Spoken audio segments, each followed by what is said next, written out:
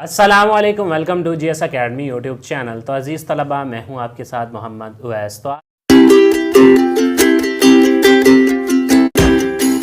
जा रहे हैं उसवाए रसूल सल्लल्लाहु अलैहि वसल्लम और हमारी ज़िंदगी।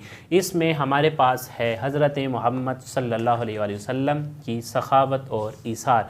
चैप्टर है हमारे पास बाब सौम, जो कि हमारा चल रहा है, और उसमें ज़ेली मज़मून जो है वो है ईसार और सखावत नबी अलैहिस्सलाम की। तो सबसे पहले हम जान लेते हैं कि इस चैप्टर में हमने क्या क्या पढ़ना है।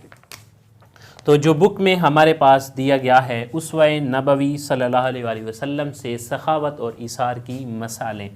फ़र्स्ट पॉइंट पे आ जाएगा उसवे रसूल से ईसार और सखावत की मिसालें।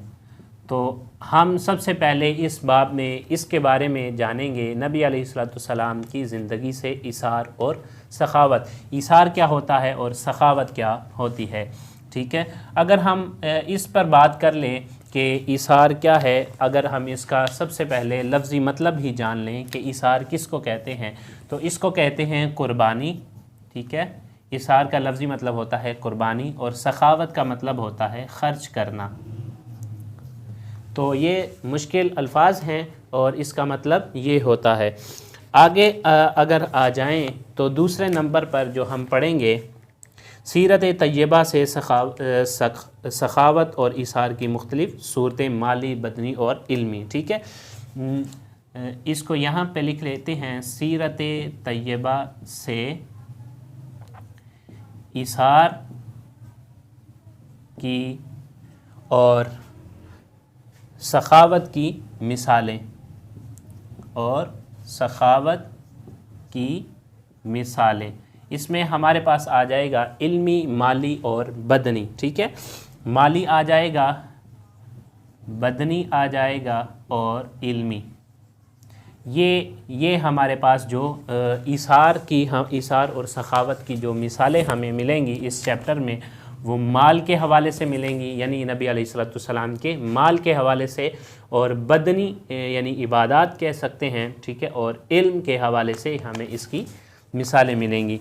और अगर थर्ड नंबर पे हम आ जाएं तो थर्ड नंबर पर इस चैप्टर में हमें जो देखने को मिलेगा वो सीरत में अहले बैत अतहार और सहाबा कराम को सखावत और ईसार की तरगीब व तलकीन, ठीक है। तो नबी अलैहिस्सलाम की सखावत और ईसार की तलकीन किसको? सहाबा, अहले बैत, और किसकी बात हुई है हमारे पास? सहाबा और अहले बैत, इन दोनों हस्तियों की बात हुई है। सहाबा और अहले बैत रिदवानुल्लाह अलैहिम अजमाइन। तो इनकी जो हमारे पास, इनको नबी अलैहिस्सलाम ने जो तरगीब और तलकीन की, उसके बारे में हमें इसकी मिसालें मिलेंगी। अगर आ जाएं हम फोर्थ नंबर पर, हमारे पास आएगा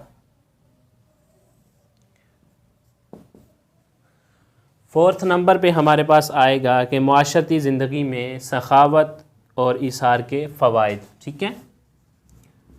मुआशरती ज़िंदगी में सखावत और ईसार के फ़वाइद। तो फिफ्थ नंबर पे अगर हम आ जाएं तो ये हमारे पास आएगा मुआशरती फ़लाह व बहबूद के लिए सखावत और ईसार। मुआशरती फ़लाह व बहबूद के लिए ईसार और सखावत, ठीक है। तो 6 नंबर पे अज़ीज़ तलबा और तालिबात, हमारे पास 6 नंबर पे जो पॉइंट आएगा वो ये होगा कि उसवा हसना की रोशनी में रसूलुल्लाह सल्लल्लाहु अलैहि वसल्लम की सखावत और ईसार को समझकर हम अपनी अमली ज़िंदगी में शामिल कर सकें, ठीक है। عملی زندگی آ جائے گی، عملی زندگی آ جائے گی۔ 7 نمبر پہ ہمارے پاس جو پوائنٹ ہوگا، سخاوت اور ایثار جیسی صفات کو روزمرہ زندگی میں اپنا کر معاشرے کی ترقی کا باعث، ٹھیک ہے، ان کو اپنا کر، سخاوت اور ایثار کو اپنا کر معاشرے کی ترقی۔ تو عزیز طلبہ، یہ 7 پوائنٹس ہیں جو اس چیپٹر میں ہمیں دیکھنے کو ملیں گے، اور ان 7 پوائنٹس کے متعلق ہم جانیں گے اس چیپٹر میں۔ اور لاسٹ نمبر پہ جیسا کہ آپ کو معلوم ہے کہ جو لاسٹ پوائنٹ ہوتا ہے وہ ہمارا ایکسرسائز کا ہوتا ہے، تو لاسٹ نمبر پہ اس کی ایکسرسائز آ جائے گی۔ سب سے پہلے ہم جانتے ہیں کہ سخاوت کا معنی کیا ہے، ٹھیک ہے۔ سخاوت کا معنی جو میں نے آپ کو پہلے سے بتا دیا کہ خرچ کرنا، اگر اس کو دوسرے معنوں میں لے لیا جائے تو کھلے دل سے خرچ کرنا سخاوت کہلاتا ہے، ٹھیک ہے۔ اللہ تعالیٰ نے انسان کو جو مال عطا فرمایا ہے، اس میں سے اللہ تعالیٰ کی خوشی اور خوشنودی حاصل کرنے کے لیے انسان اپنے اللہ کے بندوں پر جو مال خرچ کرتا ہے اسے سخاوت کہتے ہیں۔ یہ اس کی ڈیفینیشن آ جائے گی اگر کوسچن ہمارے پاس آ جائے کہ سخاوت سے کیا مراد ہے، ٹھیک ہے۔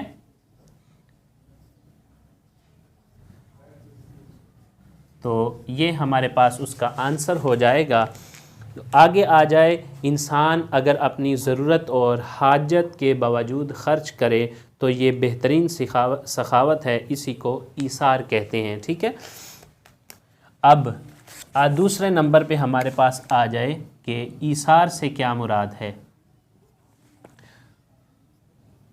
تو یہ اس کا ہمارے پاس جواب آ جائے گا کہ انسان اگر اپنی ضرورت اور حاجت ہونے کے باوجود خرچ کرے، اور یہ بہترین سخاوت ہے، اس کو ایثار کہتے ہیں، یعنی کہ اس کے پاس مال ہو، موجود ہو، ضرورت ہونے کے باعث وہ لوگوں پر خرچ کرے، اس کو ہم ایثار کہیں گے۔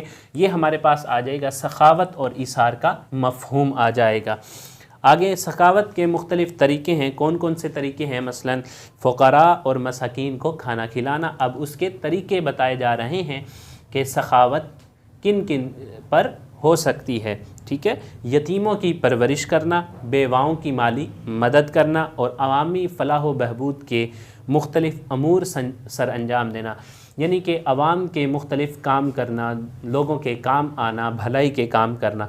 اللہ تعالیٰ نے ایثار کرنے والوں کو کامیاب قرار دے کر ارشاد فرمایا کہ وَيُؤْثِرُونَ عَلَىٰ أَنفُسِهِمْ وَلَوْ كَانَ بِهِمْ خَصَاصَةٌ، اور وہ اپنے آپ پر انہیں ترجیح دیتے ہیں اگرچہ انہیں شدید حاجت ہو۔ اس کا مطلب یہ ہے کہ جو دوسرے لوگوں کو وہ ترجیح دیتے ہیں، جو سخاوت کرنے والے لوگ ہیں وہ دوسروں کو ترجیح دیتے ہیں اپنے مقابلے میں۔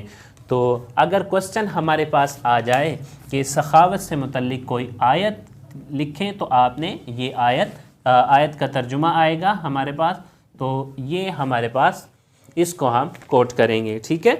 تو آگے آ جائیں کہ سخی اللہ سے قریب ہے، جنت سے قریب ہے، لوگوں سے قریب ہے، اور کنجوس جو ہے اللہ اور جنت سے دور اور آگ کے قریب ہے۔ یہ ہمارے پاس حدیث پاک میں آ جائے گا، ٹھیک ہے۔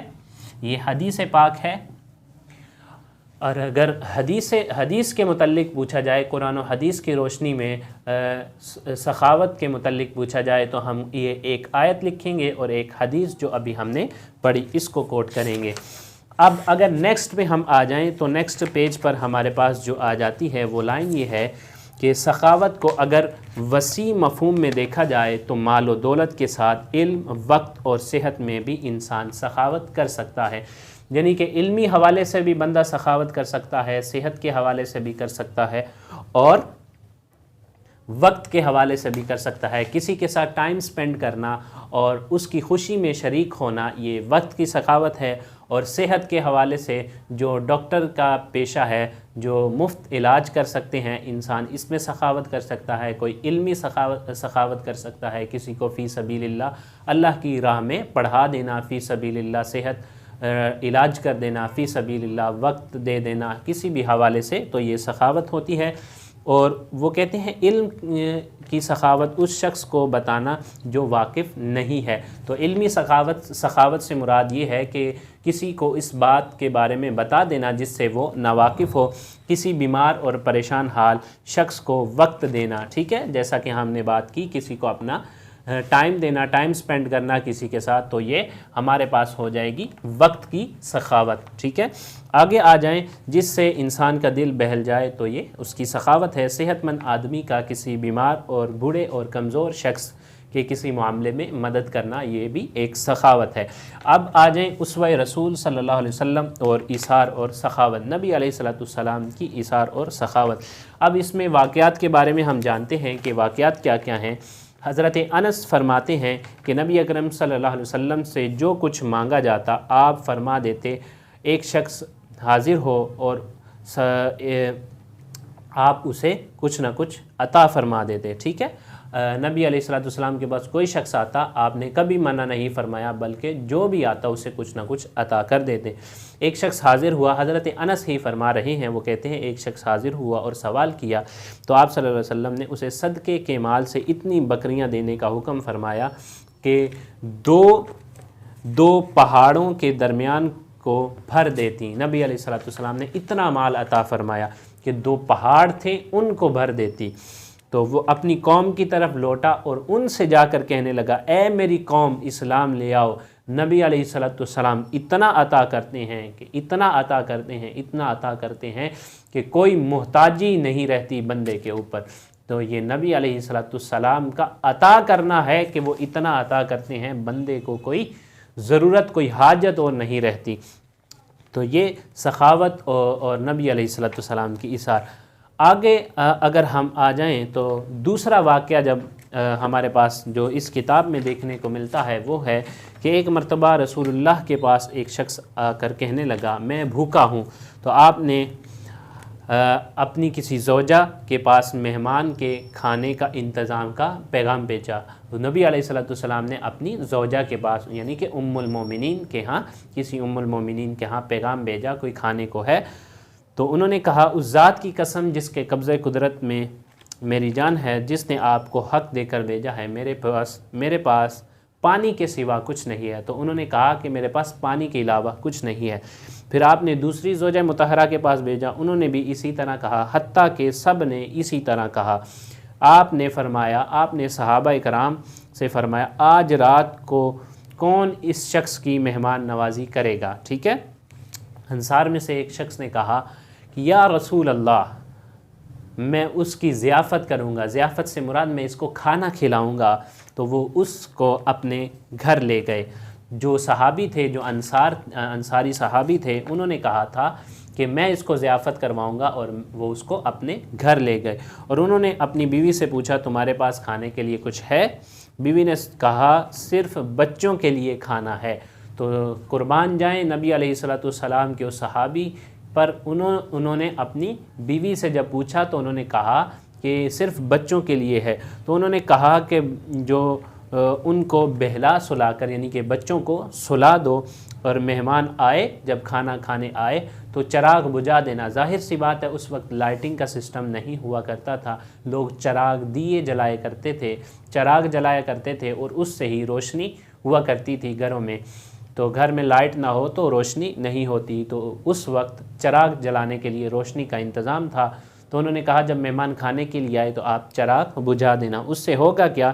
اس پر ظاہر یہ کرنا تھا کہ ہم بھی کھا رہے ہیں، بتانا یہ مقصود تھا کہ آپ کے ساتھ ہم بھی کھا رہے ہیں، تاکہ جو کھانے والا آنے والا مہمان ہے اسے یہ نہ لگے کہ یہ لوگ کھانا نہیں کھا رہے، ہم ہی صرف کھانا کھا رہے ہیں۔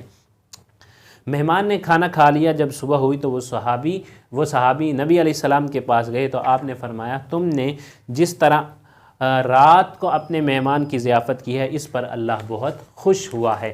تو یہ ہے ہمارے پاس ایثار کی مثال، ٹھیک ہے، جو ایثار کرتے ہیں صحابہ کرام سے ہمیں ایک ایثار کی مثال مل گئی۔ آگے ہے نبی اکرم صلی اللہ علیہ وسلم کی سخاوت کا یہ عالم تھا، بعض اوقات آپ کے پاس کچھ بھی نہ ہوتا اور کوئی مانگنے والا آ جاتا تو اپنی ضمانت دے کر مطلوبہ شے کسی سے لے کر اس کی حاجت پوری فرما دیتے۔ اسی طرح ایک شخص آیا آپ کی خدمت میں اور کسی چیز کا سوال کیا، آپ نے ارشاد فرمایا اس وقت میرے پاس کوئی شے نہیں، ہاں تم میری ضمانت پر اپنی مطلوبہ اشیاء فلاں شخص سے لے سکتے ہو، ٹھیک ہے۔ رسول اللہ سے کوئی چیز مانگی گئی تو آپ نے کبھی انکار نہیں کیا، تو نبی علیہ السلام نے ایثار کیا، ٹھیک ہے۔ تو آپ سے کبھی کوئی چیز مانگی گئی تو آپ نے کبھی انکار نہیں کیا۔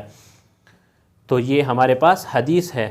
تو جو اوپر ہم پڑھ رہے تھے کہ ہاں تم میری ضمانت پر اپنی مطلوبہ اشیاء خرید لو، تو جب ہمارے پاس کچھ آئے گا تو ہم اس کی قیمت ادا کر دیں گے۔ یہ ہمارے پاس شمائل ترمذی کی حدیث ہے ایثار میں سے، اور نیچے ہم جو لائن حدیث پاک کی پڑھ رہے تھے کہ ایسا کبھی نہیں ہوا کہ نبی علیہ السلام سے کوئی چیز مانگی گئی تو آپ نے اس کا انکار کر دیا ہو۔ اب ہمارے پاس ایک اور مثال آ جاتی ہے، وہ ہے کہ نبی اکرم صلی اللہ علیہ وسلم اپنے قول اور عمل میں نہ صرف سخاوت کا ایک نمونہ تھے، بلکہ آپ اہل بیت اور صحابہ اکرام کو سخاوت اور ایثار کی تلقین بھی فرماتے۔ صحابہ اکرام دیوانہ وار آپ کی ترغیب اور اپنا مال و اسباب آپ کے قدموں پر ڈھیر فرمانے کے لیے تیار ہو جاتے تھے۔